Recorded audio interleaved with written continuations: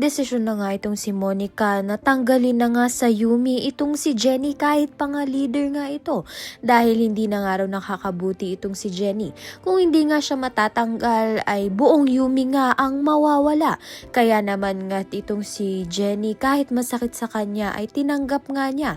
Pati nga bahay na tinitirahan nga niya ng kanyang pamilya ay pinalayas na nga sila. Kaya naman nga't lugmok na nga itong si Jenny. Sa kinabukasan nga ay pinapanood na nga lang ni Jenny ang Yumi sa isang tabi habang ang umiiyak siya. Mabuti na nga lang ay andyan lagi ang kanyang kaibigan na si Basha upang i-comfort nga siya.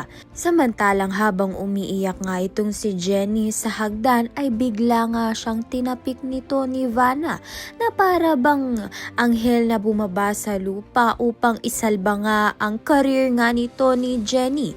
Si Vanna nga ang gagawa ng paraan upang ngang kumita muli itong si Jenny.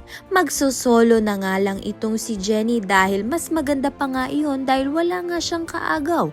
Kaya naman nga ito nga rin ang pangarap noon ni Minchi na mangyayari nga ngayon kay Jenny.